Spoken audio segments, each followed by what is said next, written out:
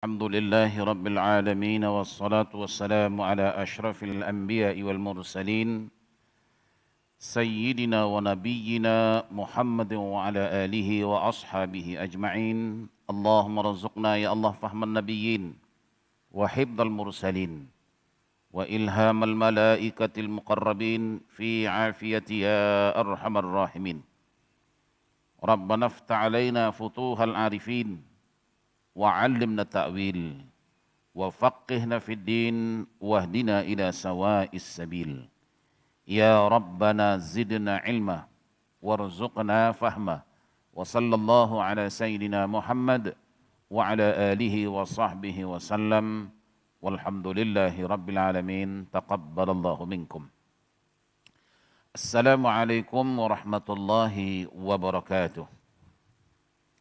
الحمد لله القائل أعوذ بالله من الشيطان الرجيم فمن يعمل مثقال ذرة خيرا يره ومن يعمل مثقال ذرة شرا يره. Allah telah berfirman dalam Al-Quran yang bermaksud barang siapa yang melakukan kerja-kerja baik walaupun sebesar biji zarah, tiba saatnya dia akan melihat bekas perbuatannya itu dan sekaligus dia menerima balasan baiknya itu. Kendati sebaliknya, barang siapa yang melakukan kerja-kerja jenayah walau sebesar zarah sekalipun, tiba saatnya dia akan melihat kesan perbuatannya itu dan sekaligus dia akan menerima balasan sesuai dengan kemaksiatan dan kejahatan yang dilakukannya. Maha benar Allah dengan segala firman-Nya. Alhamdulillah, puji syukur kita kehadirat Allah Subhanahu wa taala. Di hari ini kita diberi peluang oleh Allah untuk menikmati bulan baru, yakni bulan April. Semoga bulan yang berlalu itu kita semua dicatat oleh Allah dalam keadaan baik, dan bulan ini pula kita akan memohon kepada Allah agar kita dicatatkan dengan lebih baik lagi. Demikian juga kita diberi peluang dan ruang hidup oleh Allah dapat menikmati bulan Sya'ban yang sudah hampir berakhir. Dalam arti kata lain, kita berharap agar Ramadan yang sudah diambang pintu kita dapat kita meraihkannya melalui amal-amal saleh. Dan kita mohon kepada Allah sebagaimana yang kita sering sebut, Allahumma barik lana fi Rajab wa Sya'ban wa ballighna Ramadan. Insyaallah, ya. Kita mohon kepada Allah, ya, agar kita dapat menikmati bulan Ramadan dengan amal-amal saleh. Oleh karena itulah kita perlu mempersiapkan diri dalam rangka menyambut kedatangan bulan Ramadan. Ahlan wa sahlan wa marhaban ya Ramadan. Ahlan wa sahlan maknanya selamat datang, marhaban dengan penuh hub, dengan penuh rasa gembira kita, dengan penuh rasa kegembiraan kita untuk menyambut bulan Ramadan. Gembira karena kita tahu bahwa bulan Ramadan itu adalah bulan anjang ibadah. Jangan sekali-kali kita jadikan bulan Ramadan menjadi bulan puja selera. Ya. Ada orang menjadikan bulan Ramadan itu bulan puja selera, artinya bulan untuk nak memuja-muja, menjamu selera. Sebab bulan Ramadan ini makanan macam-macam ada. Yang tak ada di luar Ramadan, di bulan Ramadan bertumpuk-tumpuk. Sekarang ni kalau kita nak makan ayam percik, memercik air liur pun tak dapat. Tapi nanti bulan Ramadan berlambak di mana-mana. Tapi ini juga dengan adanya COVID-19 ini, dapat menolong kita untuk mencapai cita-cita bulan Ramadan bukan puja selera tapi anjang, ya, anjang ibadah. Ya. Kita jadikan bulan Ramadan anjang pahala, bukan puja selera. Nah, dan pastikan kita berazam menjadikan bulan Ramadan kali ini lebih baik daripada Ramadan-Ramadan yang berlalu. Kalau boleh saya bertanya, Bapak Ibu sudah siap menyambut Ramadan nih? Sudah siap? Kok tengok orang kiri kanan? Saya tanya semua kok. Udah siap? Apa persiapannya? Nah, kenapa ini perlu kita tanya? Jarang benar ya, kalau orang-orang macam kita ni mempersiapkan diri nak menyambut Ramadan. Terkecuali kalau Rasulullah 6 bulan sebelum Ramadan, beliau sudah bersiap-siap. Da'bus salihin, orang-orang saleh, sahabat-sahabat Rasulullah, 6 bulan sebelum Ramadan mereka sudah bersiap-siap. Bersiap-siap menyambut Ramadan. Kita jarang namanya bersiap-siap menyambut Ramadan. Kita bersiap-siap menyambut hari raya. Puasa belum, baju dah tempah dah, betul? Dah tempah dah.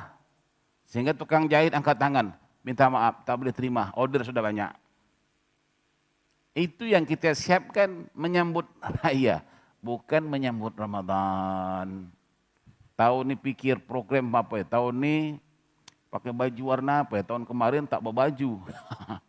Tahun kemarin tak berbaju tu pasal tak raya rumah aja selimut aja kan. Tahun ni aku nak pakai baju warna ini begini seterusnya.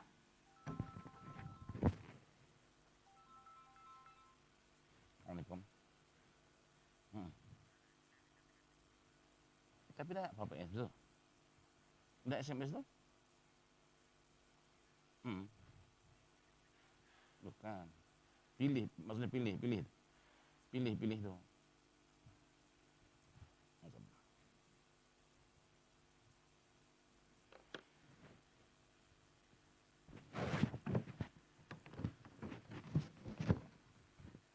Jadi tadi kita seperti itu. Mau pakai begini begitu, ya oke-oke sajalah. Tapi pada masa yang sama,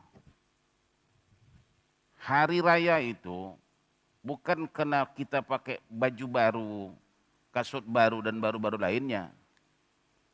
Kegembiraan kita berhari raya itu bukan sebab baru kita pakai. Yang menjadikan kita gembira berhari raya itu disebabkan kita kembali menjadi manusia baru. Man sama Ramadana imanan wa ihtisaba kharaja min zunubihi kayaumi waladathu ummuhu, kata Rasulullah. Barang siapa yang benar-benar berpuasa di bulan Ramadan itu, imanan karena iman kepada Allah, wahtisaban memang dia mengharapkan keridaan Allah semata-mata. Dengan demikian kata Rasulullah, bersihlah dia daripada segala dosa.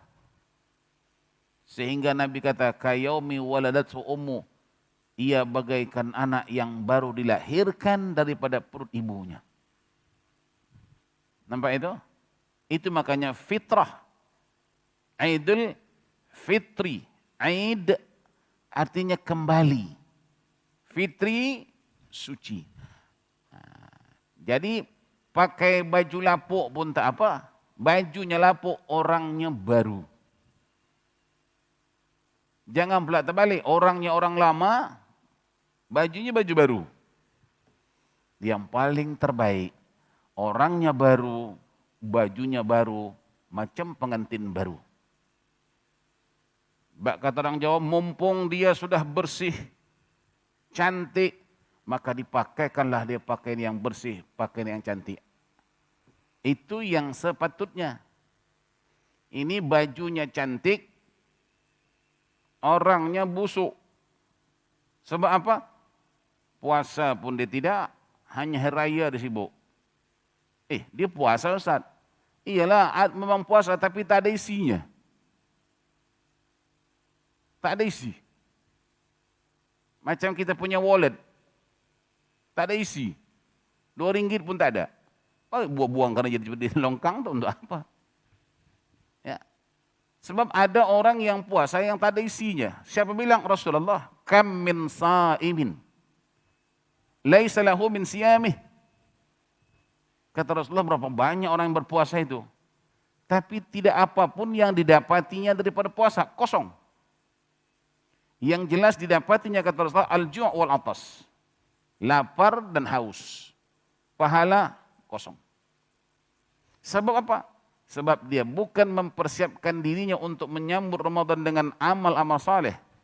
Hanya saja dijadikan Ramadan itu sebagai adat tradisi. Ramadan puasa, puasa Ramadan. Hanya itulah tahu dia. Nah ini harus kita elakkan. Ya. Minggu depan dah puasa belum? Hah? Belum kan? Jadi untuk cerita puasa ni yang lebih lengkap, minggu depan kita nak ceritakan spesial mengenai Ramadan ini. Ya. Sebab kalau ini hari saya cerita, saya takut-takut minggu depan Mak Haji dah lupa. Kita ni bukan ingat sangat. Ya kan? Kita ni yang tak boleh lupa hanya dua saja Mak Haji. Yang lain kita mudah lupa. Tapi yang dua ni sampai mati tak boleh lupa. Pertama, tak ada orang lupa tidur. Astaghfirullahaladzim Ustaz. Kenapa Mak Haji? Mak Haji lupa. Lupa apa? Lupa tidur. Dah seminggu Mak Haji tak tidur. Ada? Itu tak ada maunya. Itu tak mungkin lupa ya. Kemudian yang kedua tak boleh lupa apa dia? Makan. Astaghfirullahaladzim Mak Haji. Kenapa kata Mak Haji tu? Saya lupa lah Mak Haji. Lupa apa Ustaz?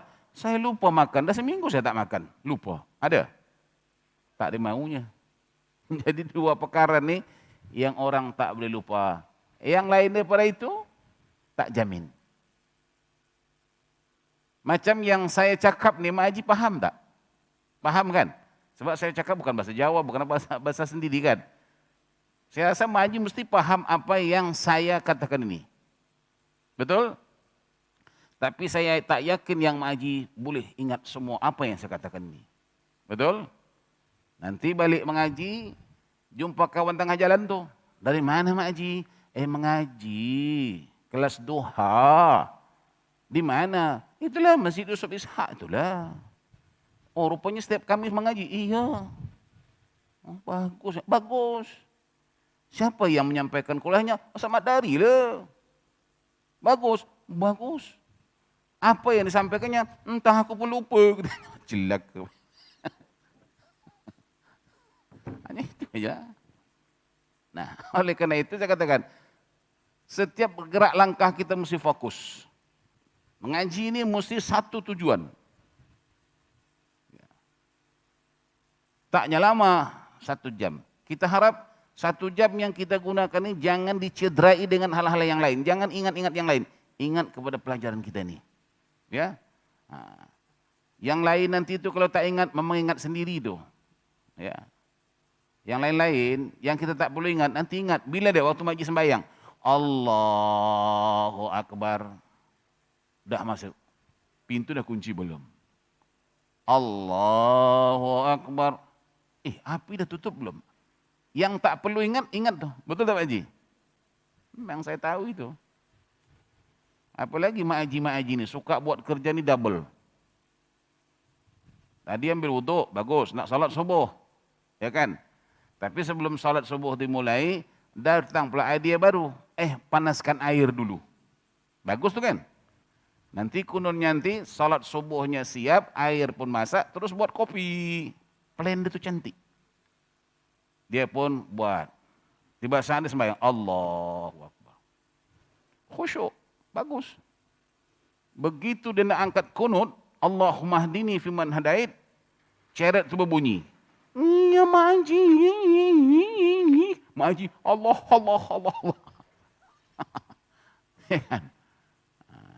Biasa tu kerja. Inilah Mak Haji katakan tadi. Tolong. Dalam beribadah kepada Allah jangan sambil menyambil. Itu kita menghina Allah itu. Kita nak jumpa orang besar. Tak usahlah besar sangat. Menteri ajalah. Usah namanya presiden raja ya. Mana boleh kita sambil-sambil. Kita cakap dengan menteri sambil cakap, sambil main MS. Sambil bercakap dengan menteri, sambil bertelepon. Boleh? Ya tak boleh. Ini kadang-kadang banyak berlaku. Khususnya kaum-kaum bapak ni. Kaum ibu lagi lebih. Kaum bapak hari Jumat. Nanti khatib khutbah, dia main MS. Main handphone dia di atas tu. Kalau main handphone tu, SMS dapat dibantai main game. Itu masih banyak tu Haji. Astaghfirullahaladzim. Kaum ibu juga gitu. Jadi mana satu? Kata Allah, aku tidak jadikan dalam dirimu itu qalbain, dua hati. Satu hati nak mengaji, satu hati nak buat SMS. Mana satu? Aku kata Allah tidak jadikan dalam dirimu itu dua hati, satu hati aja. Ini elakkan. Allah murka. Macam saya katakan tadi, kalau orang bercakap dengan kita, bukan kita nak cakap dengan dia, dia nak cakap dengan kita, okeylah kita layanlah. Tapi tengah cakap dengan kita, main NMS lah, main telefon lah, angkat telefon.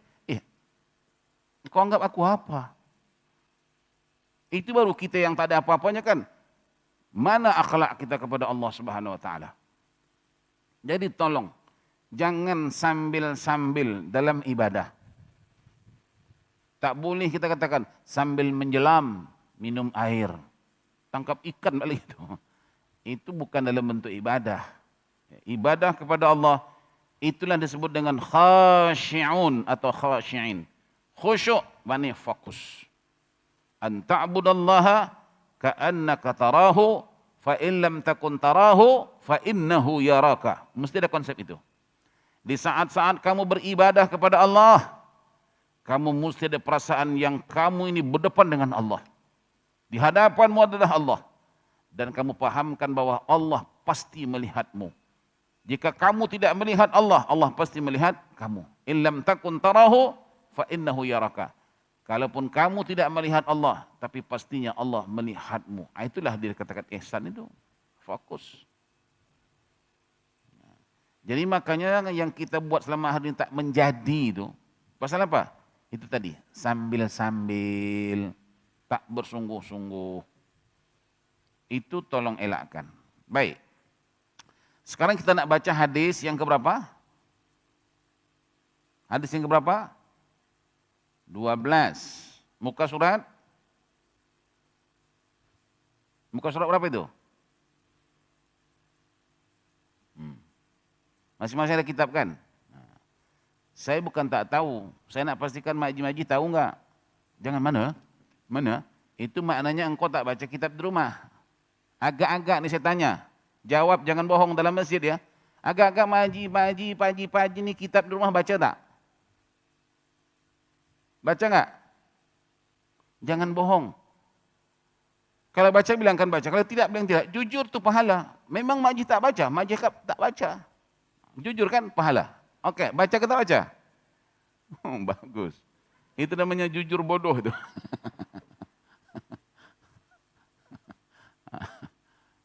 Allah Mak Haji, aku bangun pukul 4 pagi dari baca kitab Mak Haji. Sebab aku nak mengajar nih. Padahal istilahnya aku baca tak baca pun aku paham apa. Tapi toh aku baca juga. Sebab Mak Haji, saya ada tanggung jawab moral namanya. Tanggung jawab moral itulah yang saya jaga.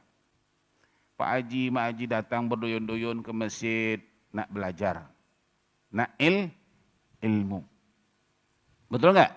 Mau ilmu kan? Jadi saya mesti menyampaikan ilmu itu sepaham-pahamnya. Sepaham-pahamnya orang ini. Maka kadang-kadang saya pulang ke rumah, saya duduk temenung sebentar. Yang saya menungkan bukan apa. Tadi Mak Haji, Pak Haji itu paham ke tak paham yang aku bilang? Kalau seandainya tak paham, kasihan dia datang jauh-jauh. Kadang-kadang sampai kena cepatnya sarapan pun tidak. Tak sempat sarapan. Harapkan epok-epok di masjid, tak ada pula yang bawa. Saking nak ilmu, saking nak mengaji. Begitulah harapan Mak Haji, Pak Haji. Lalu saya menyampaikan yang Pak Haji Manji tak paham. Saya rasa berdosa saya. Itu disebut tanggung jawab moral. Saya ada merasa diri berdosa kalau saya sampaikan ilmu itu tak sampai ke matlamat yang dituju. Ya. Oleh karena itu, saya sering tanya, Mak Haji paham? Paham Mak Haji? Saya minta jawaban tu, paham. Hati saya senang. Justru kalau saya tanya Mak Haji paham? Paham. Kalaupun tak paham, paham-pahamlah. Ya, paham kan? Jangan nanti saya macam terutang. Tapi ada Mak Haji ni jawapan simpel aja. Mak Haji paham tak kisah Ustaz. Relax aja dia. Kita nak mengaji mesti nak paham. Ya. Kalau kita tak paham, kenapa kita mengaji? Ya kan? Aku duduk rumah. Sama kok. Nah, hadis yang ke-12. Ats-tsani asyara. Wa an Abi Abdurrahman Abdullah bin Umar al-Khattab radhiyallahu anhuma qala Sami'tu Rasulullah sallallahu alaihi wasallam yaqulu Intalaqa salasatu nafarin mimman kana qablakum hatta awahumul mabitu ila ghari fadakhaluh fanhadarat sakhratun minal jabal fasaddat alaihimul ghar faqalu innahu la yunjikum min hadhihi as-sakhrati illa an tad'ullaha bi salihi a'malikum. Dia kata begini, hadis yang ke-12 ini dari Abu Abdurrahman, ini asal hadis tu. Dari mana cerita hadis tu? Inilah dia. Dari Abu Abdurrahman. Siapa Abu Abdurrahman itu? Abu Abdurrahman itu yaitu Abdullah bin Umar. Abdullah bin Umar, maknanya Abdullah itu anak Umar bin Khattab. Jadi anak Umar ini namanya siapa? Abdullah. Punya anak namanya Abu Abdurrahman. Jadi mereka orang Arab begitu. Kalau dipanggil bapaknya itu dia tak panggil nama bapak itu direct, nama anak itu Abu Abdurrahman. Mana dipanggil siapa itu? Ya. Bermakna memanggil Abdullah bin Umar. Itu Arab style. Radhiyallahu anhuma itu adalah dalam bentuk doa. Semoga Allah meredai mereka. Nanti kan sebut tu. Al-Khalifatul Awal, Amirul Mukminin Abu Bakar Siddiq radhiyallahu anhu kan. Itu doa. Semoga Allah meredainya. Baik. Katanya, siapa? Abdullah bin Umar, saya mendengar Rasulullah sallallahu alaihi wasallam berkata, bermakna Abdullah bin Umar ini dia langsung sami'tu tu Mak Haji, dengar langsung. Bukan dengar tak jelas. Itu tak boleh. Kalau sami'tu itu maknanya dari huruf per huruf dia dengar. Tempat, masa, semua lengkap. Itu disebut dengan sami'tu. Kita kadang-kadang aku dengar-dengar. Ini jangan. Ini buat fitnah ini. Ya. Yang ku dengar-dengar nih, itu buat fitnah. Kalau sami'tu, aku dengar. Memang telinga kedua mendengar. Mata kedua melihat bibirnya bergerak. Time-nya time sekian. Tempatnya di sini, itu sami'tu. Paham itu? Jadi kalau kita yang dengar-dengar itu jangan bawa cerita seperti itu. Aku dengar. Satu ketika Umar sendiri pernah ditegur oleh Rasulullah dalam satu masalah. Kata Rasulullah, wahai Umar, dari mana engkau dengar itu cerita? Kata Umar, aku dengar dari si Anu. Kata Rasul, coba kau dengar, coba kau tanya, si Anu yang kau bilang itu dengar daripada siapa? Umar pun jumpa orang tu. Bro, yang cerita kamu sampai kepada aku tu, kata Umar, engkau dengar daripada siapa? Kawan dia kata ni, aku dengar daripada si Anu. Ini dengar-dengar. Ketika itu Rasulullah mengangkatkan suaranya, ya Umar, la taqulu qila wa qal. Lain kali wahai Umar, jangan kamu suka menyampaikan berita, aku dengar si Anu, dengar si Anu, si Anu. Sebab itu boleh mendatangkan fitnah, tidak ada faktanya, tidak ada buktinya, hanya dengar-dengar. Suara-suara burung istilahnya, jangan. Ya, ini sami tu live dia dengar. Abdullah bin Umar mendengar Rasulullah sallallahu alaihi wasallam berkata, apa kata Rasulullah? Ini dia. Ada 3 orang dari golongan orang sebelummu sama-sama berangkat berpergian. Ada 3 orang, 3 sekawan ya. Mereka ni pergi, sehingga katanya terpaksalah mereka ni untuk menempati sebuah gua untuk bermalam. Bermakna mereka bertiga ni pergi satu tempat, belum sampai ke tempat yang dituju, hari pun malam. Jadi mereka menginaplah dalam gua, bukan dalam hotel, dalam gua. Itulah cara orang dulu, ya, celah-celah gunung itu mereka hidup. Kita di celah-celah batu sama juga itu, ya. Terpaksalah mereka bertiga ini menginap di suatu tempat yang disebut dengan gua, ya. Di sini disebut apa? Ghar. Ya. Awahumul mabit ila gharin, itu kan ghar. Gharin Hira, gua Hira. Di ghar itu gua. Oke. Kemudian mereka pun memasukinya. Masuklah mereka bertiga dalam gua tadi itu. Oke. Tiba-tiba fanhadarat sakhatu minal jabal. Tiba-tiba kata Rasulullah, jatuhlah sebuah batu besar dari atas gunung, lalu menutup pintu gua itu atas mereka. Allahu Akbar. Dengan tak semena-mena jatuh batu dari atas, pas pula tertutup pintu gua yang mereka masuk tadi itu. Oke? Nah,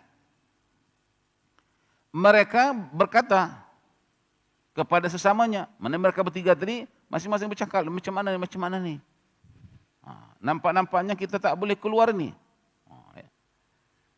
Mereka berkata kepada sesama mereka sendiri, bahwasanya tidak ada yang dapat menyelamatkan kamu atau menyelamatkan kita dari batu besar ini, melainkan jika kamu berdoa kepada Allah dengan menyebutkan perbuatanmu yang baik-baik. Kata mereka bertiga ni, tidak ada harapan untuk kita boleh keluar daripada gua ini. Jadi apa caranya? Dia. Jadi kalau mereka ni istilahnya meeting lah, bermesyuarat lah. Kalau begitu, mari sama-sama kita berdoa kepada Allah dengan cara kita menyebutkan amal-amal soleh yang pernah kita lakukan. Ini namanya bertawassul dengan amal soleh. Berkat amal soleh. Inilah satu-satu cara untuk kita minta kepada Allah agar batu ini boleh bergerak dan pintu gua ini boleh terbuka dan kita selamat boleh keluar. Tak ada cara lain, nak ditolak dengan kekuatan tenaga, tak boleh. Tak berganjak batu itu. Nah, mereka putuskan masing-masing kita berdoa dan katanya apa? Dengan menyebutkan amal-amal soleh yang pernah kita lakukan. Paham itu? Nah, oke. Qala rajulun minhum, Allahumma kana li abawani shaykhani kabirani wa kuntu la ughbiqu qablahuma ahlan wala malan. Fana abi talabu syajari yawman falam arih alaihima hatta nama. Fahalabtu lahuma ghabuqahuma fawajadtuhuma naimain. Fakarihtu an uqidhuma wa an aghbiqa qablahuma ahla aw mala. Falabistu wal qadahu ala yadi antaziru istiqadahuma hatta bariqal fajr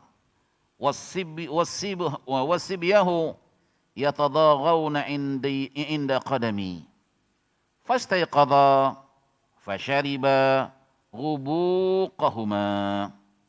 Allahumma in kuntu fa'altu dhalik ibtigha'a wajhik fafarriju anna ma nahnu fihi min hadhihi as-sakhrah. Fanfajarat syai'an la yastati'una al-khuruj minhu. Ini yang pertama. Tadi ada berapa? 3. Yang laki-laki yang pertama ini berkata begini.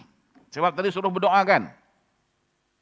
Lalu kata Nabi, seorang daripada mereka berkata, mana orang pertama berdoa. Apa isi doanya?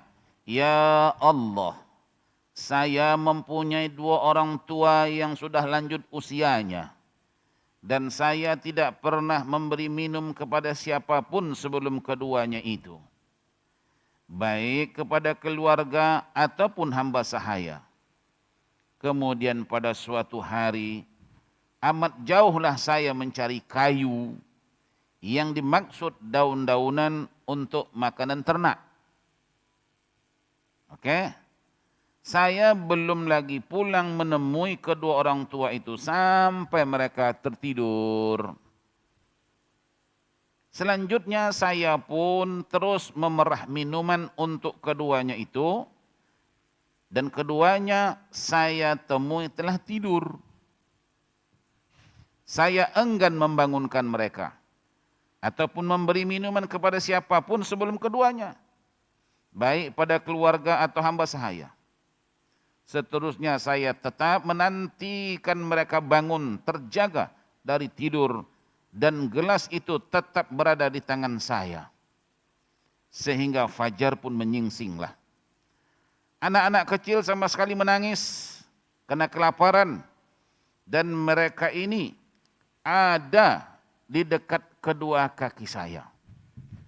Selanjutnya, setelah keduanya, ibu bapaknya tadi itu, orang tuanya tadi itu bangun, lalu mereka minum minumannya. Ya Allah, jika saya mengerjakan yang sedemikian itu dengan niat benar mengharapkan keridhaan-Mu, maka lapangkanlah kesukaran yang kami hadapi daripada batu besar yang menutup ini. Batu besar itu tiba-tiba bergerak dan terbuka sedikit pintu gua itu, tetapi walau bagaimanapun mereka belum lagi dapat keluar dari gua tersebut. Paham itu? Kalau dah paham tak payah kita uraikan, kita baca terus. Paham ya? Si laki-laki yang satu ni punya mak bapak dah tua, yang dialah menjaga mak bapak ni. Ingat ya, ini jasa mak bapak jangan main-main. Dialah yang menjaga mak bapak ni makan minumnya. Cuman pada satu hari itu, mereka bertiga ni rupanya nak istilahnya mengayom. Mengayom itu mana apa? Mencari rumput untuk makanan ternak mereka. Pergilah untuk memotong rumput kan. Tapi tadi sampai sedemikian keadaannya sampai bermalam. Bayangkan itu ya. Jadi kata si anak ini, dengan keadaan demikian satu ketika, ini cerita di dulu, bukan dalam gua itu. Waktu cerita ini cerita dulu ya. Waktu itu aku sampai ke rumah sudah malam. Tak sempat aku nak memerah susu kambing tadi untuk minuman ibu bapaknya tadi. Lalu bagaimanapun kata si anak ini, aku perah juga lah susu itu.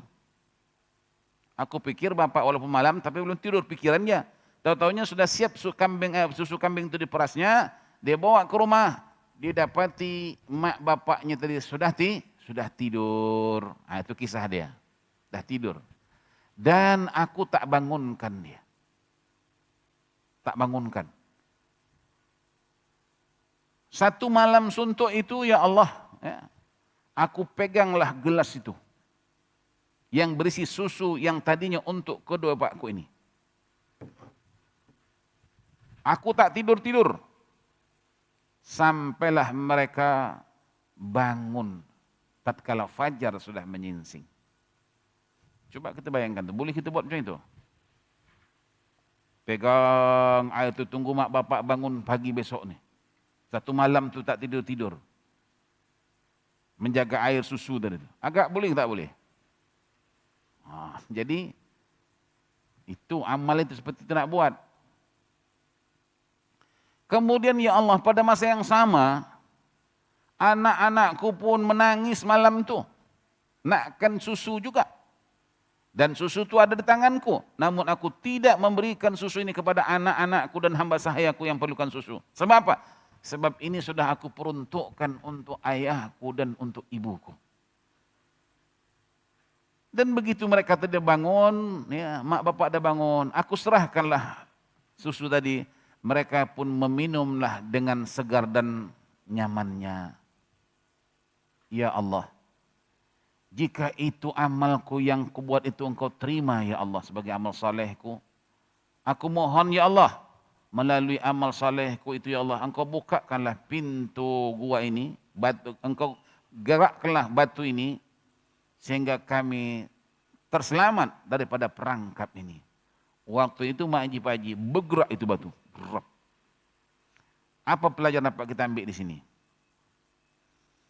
Pelajaran yang kita dapat nampak, itulah tadi, amal baik kita dengan mak bapak, khusus ya, yang lain jangan cerita dulu, mak bapak dulu khusus. Amal kita dengan mak bapak ni Maji, kita akan dapat merasakan kebaikannya itu belum mati lagi, semasa hidup sebelum mati. Ya. Dan ini disebut oleh Rasulullah SAW dalam hadis yang lain. Setiap dosa-dosa yang kita lakukan kepada Allah, Allah menangguhkan balasannya. Tidak ini hari yang kau buat, ini hari dititik oleh Allah Ta'ala. Tidak. Yuakhiruhu ila yaumil qiyamah, kata Rasulullah. Allah tangguhkan balasannya pada hari kiamat. Kalau dosa yang kita lakukan kepada Allah. Illa uququl walidain, kata Rasulullah. Terkecuali dosa yang kamu lakukan terhadap kedua bapakmu. Fa inna Allah Ta'ala yu'ajilihu li sahibihi fil hayat qabla al-mamat. Na'udzubillah min dzalik. Maka balasan dosa yang kamu lakukan terhadap kedua orang tuamu, kata Rasulullah, itu Allah balas semasa kamu hidup, belum lagi engkau mati. Faham tu Pak Haji? Nah, bayar cash. Maknanya kalau masa hidup kita sudah dititik oleh Allah Ta'ala mengenai dosa kita kepada mak bapak kita, bagaimana nanti kalau dah mati? Ustaz, nanti dah mati, jumpa bapak sana, minta maaf dengan dia le. Di sana itu tak ada mak, tak ada bapak, tak ada anak. Fa idza ja'atis sakhah yauma yafirrul mar'u min akhihi wa ummihi wa abihi wa sahibatihi wa banihi likulli imri'in minhum yauma idzin sha'nun yughnih. Apa kata Allah di situ? Nanti sudah hari kiamat, abang lari daripada adik, adik lari daripada abang. Suami lari daripada istri, istri lari daripada suami. Anak-anak lari daripada ibu bapa pun lari daripada anak-anak. Sebab likulli imri'in minhum yawma idzin sha'nun yughnih. Sebab pada hari itu masing-masing urusan sendiri-sendiri. Kalau bahasa Jermannya lolo gua. Tak ada istilah bapak, tak ada mak. Bayangkan kata Rasulullah, di depanmu ibumu dalam keadaan yang sangat hausnya. Engkau pegang ini air di depan ibumu yang haus itu. ibumu merayu, meminta, meraung, merengek, meminta tolonglah aku, walaupun setetes saja air itu. Ketika itu anak berkata, Allah mengharamkan aku memberimu walaupun setetes air. Itu akhirat. Paham itu? Maaf. Makanya kita rasakan nih, di atas dosa yang pernah kita lakukan dengan mak bapak kita yang Allah sudah balas masa sekarang nih. Mana dia? Anak-anak. Makanya sering saya katakan, kalau anak Mak Haji, Pak Haji, anak kita semua, karena bukan anak kita juga, termasuk saya. Kalau dia melakukan satu perbuatan yang menjengkelkan hati kita, itulah dia balasan Allah Ta'ala kepada kita. Kenapa? Dulu kita pernah menjengkelkan hati mak bapak kita. Paham itu? Jadi kalau anak Mak Haji menengking Mak Haji jangan tengking balik. Ucapkan thank you nak, terima kasih nak. Kenapa terima kasih? Sebab itu sudah dibalas. Dibalas Allah Ta'ala di dunia.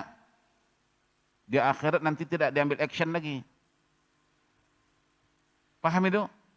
Maka kalau istilah saya, kalau anak kita tengking, kita maki hamun kita. Jangan kita tengking, jangan kita maki hamun dia. Lalu diapakan? Kasih dia duit. Ambil $50, nak ambil ini nak. Untuk apa mak? Karena kamu telah tengking mak. Nah, ambil 50. Sebab apa itu? Dosa kita sudah ditebus oleh anak kita kepada Allah Subhanahu wa Ta'ala. Beruntung tak? Mana sayangkan duit $50 daripada tengkingan itu? Biar ditengking, kasih. Nanti kalau nanti abang pula, kalau itu abang, dia akan rekomen adik dia. Adik tanya, bang, abang di mana dapat duit 50? Mak kasihlah. Macam mana mak boleh kasih? Mak tengking dia, 50 kasih mak. Iya ke? Iya. Satu lagi tengking. Tengking 50, tengking 50. Maka ada 10 posisi anak dalam kehidupan ibu bapak. Salah satu di antara 10 itu apa ya? Anak boleh menebus dosa kita kepada Allah. Mana dia? Itu tadi.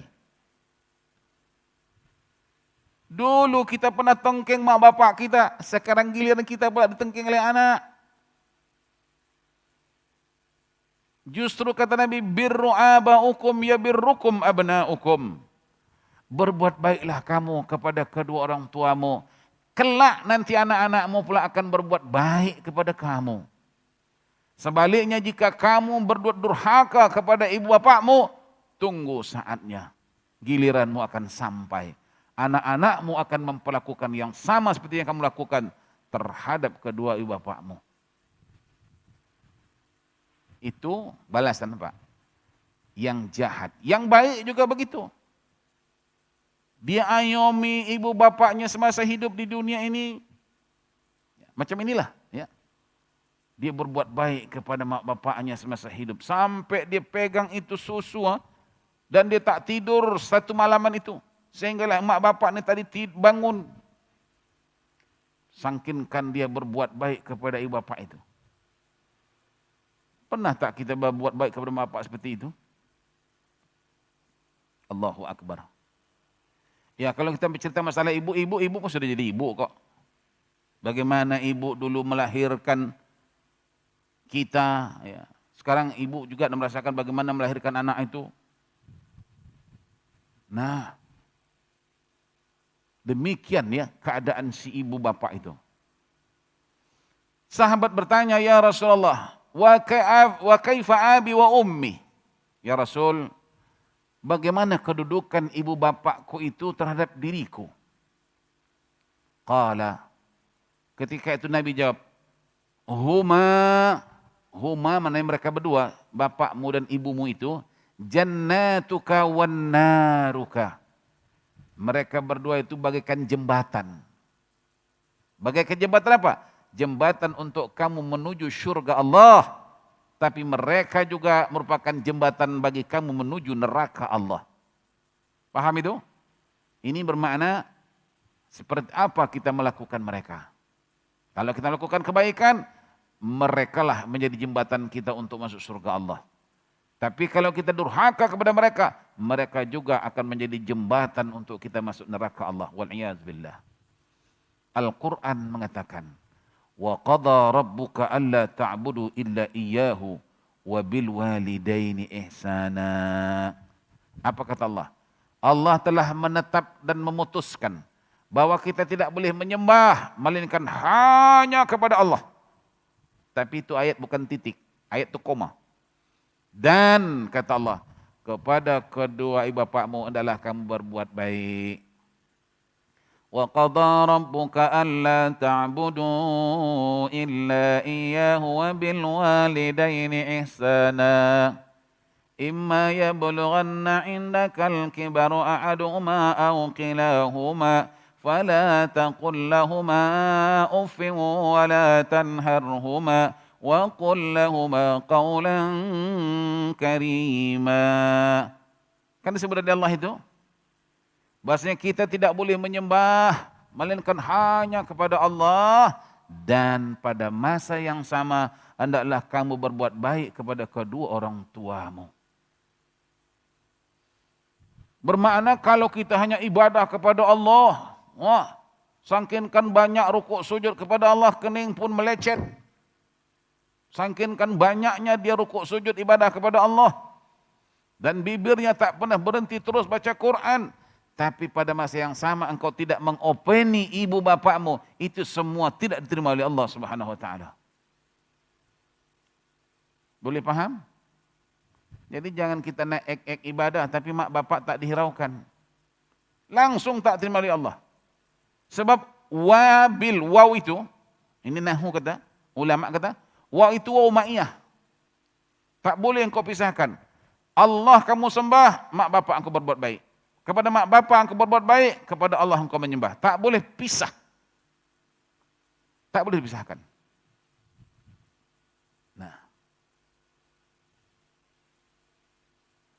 Itu kedudukan ibu bapak kita.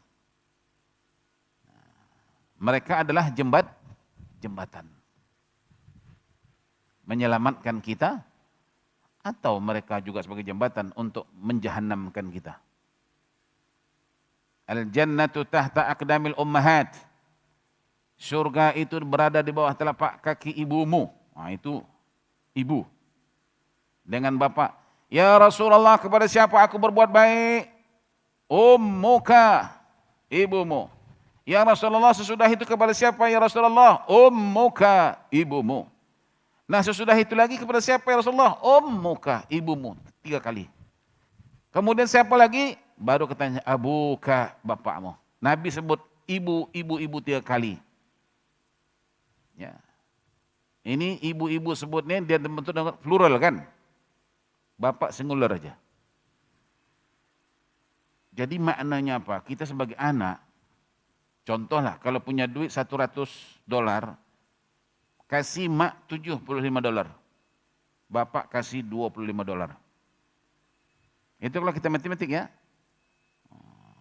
Dan jika ada anak berbuat demikian, alhamdulillah, itulah anak soleh. Tapi kadang-kadang bapak pula komplain, apalah engkau mak engkau 75, aku 25.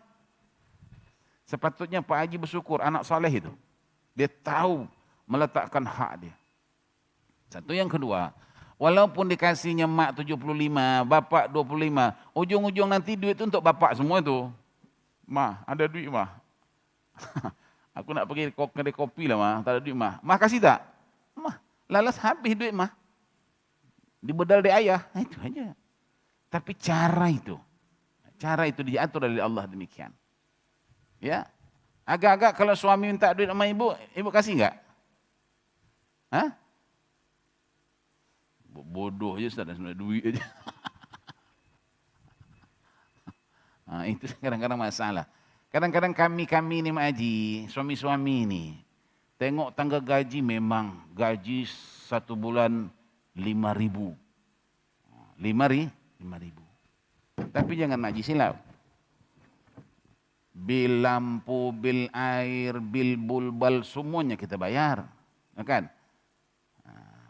Kemudian ada kasih istri yang spesial. Kasih istri sebulan ini bersih untuk istri 1.000. Maknanya kalau 1.000 tolak 5.000 tadi itu tinggal 4.000. 4.000 kan. Suami dapat 4.000, mak haji dapat 1.000. Betul? Tapi suami kasih uang belanja, bayar itu, bayar ini, bayar itu, bayar ini. Suami tinggal 300 saja. Betul enggak? Maka tiba hujung tahun, dihitung duit siapa yang lebih banyak simpannya, suami atau istri? Jujur. Tak tahu pula tu. Bodoh. Itu masalahnya Mak Haji. Ya, itu masalahnya begitu. Jadi jangan tengok 4.000-nya itu. Yang habis itu tak tengok. Anda belain 300 saja. Okey lah. Justru jangan istri mendesak. Istri 1.000 bersih, suami 4.000 kotor. Ya kan begitu? Nah, jadi inilah tadi jelas hadis ini menyebutkan bahwa demikianlah balasan Allah Ta'ala jika kita pernah berbuat baik kepada ibu bapa. Saya katakan tadi apa? Balasan baik itu belum lagi kita mati, semasa kita hidup pun sudah kita terima ganjaran pahala yang baik itu. Apa dia? Batu tadi boleh bergerak.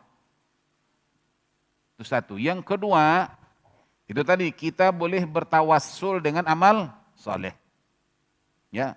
Umpamanya kita ada satu hajat perlu kepada Allah, sebutkan ya Allah. Tolong aku ya Allah. Jika mana ya Allah engkau penuhi hajat permintaanku ya Allah. Aku berinfak masjid ini masjid, sebutkan.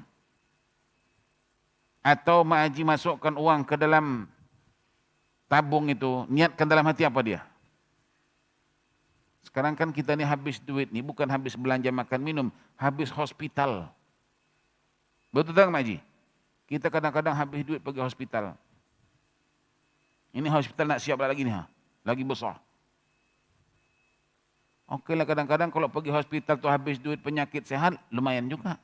Kadang-kadang yang sedihnya tu, duit habis, penyakit tak habis-habis. Sebab kita ni Mak Haji, ya Allah, kita punya onderdil ni, masalah kan. Maka sekarang kita tengok factory-factory, kalau TV rusak, dia tak galakkan kita pergi ganti WhatsApp, enggak, buang je. Itu sudah dikaji tu. Sebab apa?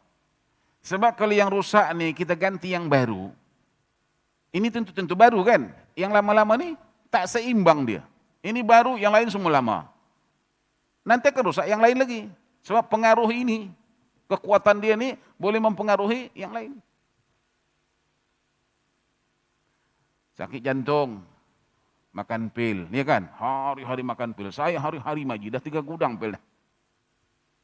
Alhamdulillah, jantung tu sihat. Telinga pula pekak.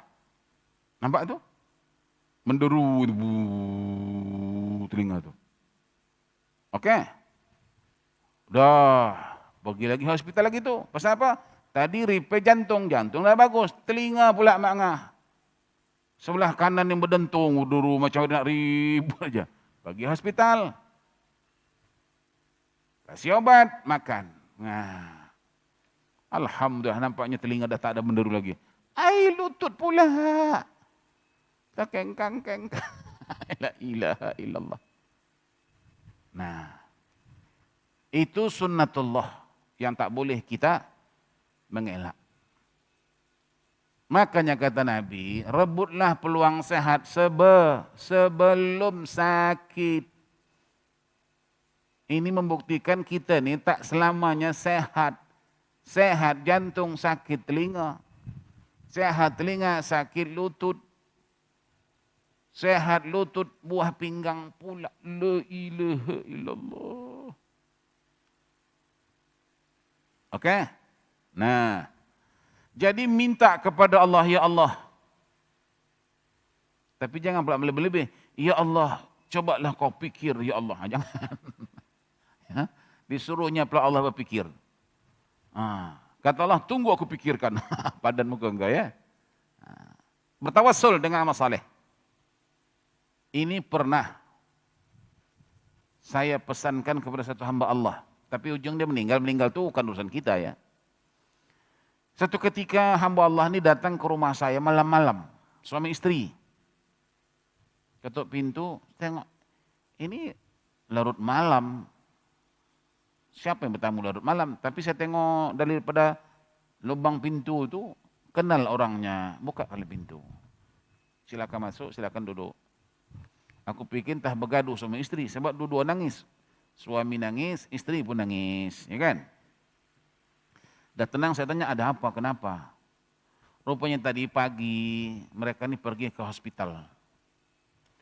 Dan pihak hospital dokter menyatakan bahwa si suami ini dinyatakan terkena serangan sakit buah pinggang. Nah, itu yang menjadi mereka ini rasa tak ada confident hidup kan. Jadi saya nasihatkan begini, pertama sekali pahamkan yang penyakit ini datangnya dari Allah. Paham itu? Oke, paham. Manakala ia datangnya dari Allah, pahamkan bahwa itu adalah sesuatu yang terbaik. Sebab yang memberi itu Allah.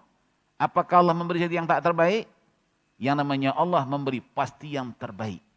Pahamkan itu. Paham? Paham. Oke. Yang ketiga, saya tanya Anda, adakah kemauan Anda sakit ini? Dia kata tidaklah Ustaz. Oke, saya tanya istri, adakah kemauan suami ibu ini sakit? Taklah Ustaz. Siapa yang mau? Nah, kalau bapak tak mau, ibu tak mau, tapi benda ini berlaku. Bermakna kehendak siapa? Kehendak Allah. Dia sudah mulai confident hidup dia. Ini. Sudah mulai. Kalau sudah ada rasa confident, itu sudah setengah obat itu. Ya, itu makanya kalau kita sakit, mesti semangat. Jangan kita menyimpan sifat su'uzan kepada Allah. Ada orang sakit, dia su'uzan kepada Allah. Kenapa aku sakit? Padahal aku mengaji juga. Padahal aku sembahyang tahajud juga. Padahal aku sedekah juga. Kok aku sakit? Yang satu jiran aku tuh usahakan sedekah, sembahyang pun tidak. Sehat pula dia. Dah dia meracau ke sana pula pergi dia. Nampak? Nah, kemudian saya bilang, di samping Anda berobat, menjumpai dokter, pergi hospital, teruskan, dengarkan nasihat dokter, apa pesan-pesan dokter, ikuti. Ya, jangan melebih-lebih pula. Kadang-kadang dia pula lebih pandai daripada dokter, ada juga orang macam itu. Dia sakit perut, pergi ke dokter. Dokter nyatakan dia ni penyakit perut ni bukan apa? Cacing. Banyak cacing, perut tu buncit, makan sikit buncit, cacing. Jadi kata dokter, engkau makan ini obat, pastikan 1 hari 3 kali pagi, tengah hari, malam. Itu nasihat siapa? Dokter, ya kan? Dia pun balik ke rumah, ditengoknya botol terkecil, obatnya kecil-kecil, dimakan 3 kali sehari, bila cacing dia nak mampus, dia bilang. Dia pula jadi dokter. Las-las macam mana? Dia buka tu botol, ditelan semua botol pil tu. Betul-betul Haji. Cacing tu mati, dia pun mampus sekali. Sebab tak dengarkan SOP dia lah kan. 3 kali ya 3 kali lah. Jangan pula kau mau mandai-mandai. Okey. Jadi pergi ke dokter, dengarkan nasihat dokter, ikutkan apa yang dipesannya, makan obat sebagaimana ditentukannya. Di samping itu, Anda coba bernazar. Nazarnya apa? Ya yang termampu. Kadang-kadang kita sakit nih ya, apa nazar pun kita nak kunung-kunung kita buat, nanti kalau dah sembuh. Nanti kita sembuh nanti susah. Nak buat nazar tu, maka jangkau yang terjangkau. Kita kalau biasanya nazar puasa. Puasa nazar kan begitu kan? Kalau termampu tak apa. Kita tadi rasanya mampu puasa itu di saat kita sakit itu kan. Tapi dah sehat, kita tak mampu. Itu hari aku nazar banyak sangat lah. Seminggu, kenapa tak 3 hari itu hari ya? Dah sehat kan? Itu masih lumayan. Ada pula beberapa tak ingat. Berapa hari ya? Tak ingat loh. Itu biasa manusia. Dan Tuhan pun sebut itu. Waktu dia sakit, dia merayu, dia merengek. Kata Allah, begitu aku sehatkan dia, dia berjalan melenggang-lenggok macam tak pernah ada masalah hidup dia. Itu manusia biasalah. Akhirnya saya suruh mereka ini bernazar, suami istri. Apa nazarnya? Yang penting yang terbaik. Sedekah kah apakah? Akhirnya mereka ini bernazar lah. Nah, nazar dia apa? Dia infakkan untuk bangunan masjid. Nah, jadi dia bertawasul, ya Allah. Istilahnya daripada duit ni habis ke hospital, alangkah baiknya ya Allah aku mohon kepadamu, angkatkan penyakitku ini. Dan uang-uang yang ada ini, yang tadi untuk hospital, aku serahkan untuk membangun rumahmu ya Allah. Subhanallah, tabarakallah ma'aji, sehat walafiat. Kemudian dia meninggal, bukan sakit pinggangnya tuh, sakit jahit, sakit pinggang itu sudah. Sakit buah pinggang tadi, sudah diangkat oleh Allah subhanahu wa ta'ala. Paham itu ma'aji? Begitu. Nah, itulah tadi disebut dengan tawassul. Tawassul ini kalau bahasa kita perentaraan. Perentaraan ibadah saleh. Ya. Boleh kita meminta kepada Allah melalui perentaraan amal-amal saleh. Seperti yang disebutkan oleh Nabi SAW ini. Habis orang laki-laki pertama. Laki-laki kedua, laki-laki ketiga, ini akan kita lanjutkan pada minggu-minggu berikutnya insyaAllah. Yang jelas, bulan Ramadan ini kita ada pengajian juga. Kelas kita buka seperti biasa, bulan Ramadan. Ya. Macam mana? Bulan Ramadan waktu nak pagi atau tengah hari? Bagaimana kalau kita buka pukul 5 pagi? Boleh? Maksudnya kalau Mak Haji boleh, Mak Haji datang, aku tak datang. Nah, jadi bulan Ramadan nanti kita buka kelas sama seperti ini time juga, ini tempat juga. Insya Allah sama-sama kita berdoa kepada Allah Subhanahu Wa Taala agar kita diberikan kekuatan badan, kekuatan iman, sehingga kita dapat menjalani ibadah Ramadan dengan penuh kesempurnaan. Seperti yang saya katakan tadi, minggu hadapan kita khusus nak berbicara tentang kehebatan, keagungan, keberkatan bulan Ramadan, guna untuk membangkitkan semangat kita dalam rangka meraihkan bulan Ramadan melalui amal-amal saleh kita. InsyaAllah ta'ala birahmatillahi wa karamihi minal aminin. Kemudian saya ucapkan terima kasih kepada Bapak Ibu yang telah memberikan kerjasama dalam rangka melaksanakan tahlil arwah yang akan kita adakan minggu hadapan 3 April. Ikuti masing-masing nanti melalui Ahmad Hafiz, melalui Facebook ya. Siaran langsung melalui Zoom. Jadi nanti masing-masing dari rumah mengikutinya ya. Sebab kita tidak boleh berhimpun berkumpul, maka kita bikin dengan cara demikian. InsyaAllah tidak mengurangi kualiti ibadah kita kepada Allah ya. Dan sama-sama kita nantinya berdoa baca yasin terusnya, dan juga kita sama-sama menghajatkan kepada yang kita tujukan atau yang kita niatkan insyaAllah. Ya. Sekian bismillahirrahmanirrahim. Alhamdulillahirabbil alamin. Allahumma salli ala Muhammad wa ali Muhammad. Allahumma anfa'na bima 'allamtana wa 'allimna ilman yanfa'una. Allahumma ahsin aqibatana fil umuri kulliha wa ajirna min khizyid dunya wa 'adzabil akhirah. Allahumma jammilna ya Allah bil afiyah was salamah wa haqqiqna ya Allah bit taqwa wal istiqamah. وأعزنا يا الله من موجبة الندامة في الحال والمآل. ربنا عليك توكلنا وإليك أنبنا وإليك المصير. ولا حول ولا قوة إلا بالله العلي العظيم. وصلى الله على محمد وآله وصحبه وسلم. والحمد لله رب العالمين. تقبل الله منكم. والسلام عليكم ورحمة الله وبركاته.